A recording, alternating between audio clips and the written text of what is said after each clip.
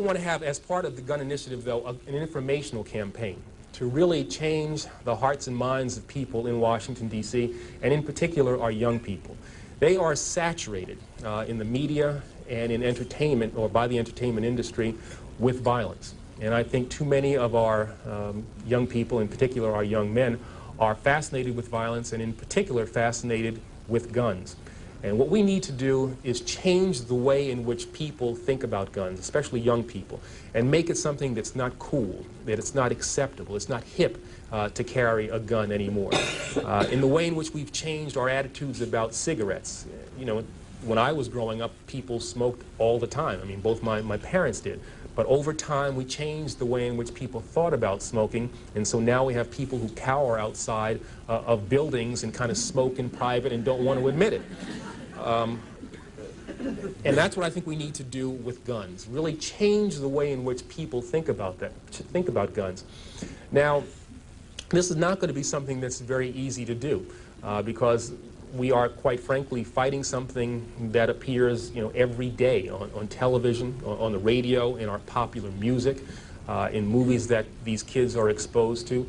It will be an effort that will entail things that I'm really not familiar with. I think I'm a pretty good lawyer, but we need to get really innovative, creative things that are going to grab the attention of these kids and change, as I said, the way in which they think about guns. And so what I've asked is that the creative community in Washington, those ad agencies that create these snappy ads and make me buy things that I don't really need, devote that talent in a more constructive way so we can get at the minds of these young people.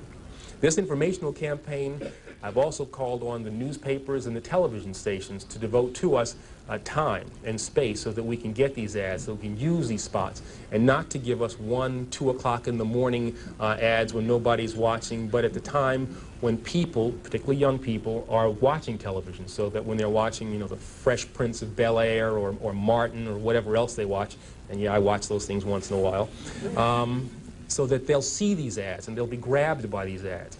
I've also asked people who have influence over youngsters, entertainers, athletes, to be involved in this program as well. But not only them, community leaders, Jesse Jackson, Mayor Barry, people who have credibility with young people should be on the television, on the radio, as much as we possibly can, and telling these youngsters that it's wrong to carry a gun, and that if you have information about people who are carrying guns, you've got to share that with Chief Thomas and with his people as well. I've also asked the school board to make a part of every day some kind of anti-violence, anti-gun message. Every day, every school, at every level. One thing that I think is clear with young people and with adults as well is that we just have to be repetitive about this. It's not enough to simply have a catchy ad on a Monday and then only do it every Monday. We need to do this every day of the week and just really brainwash people into thinking about guns in a vastly different way.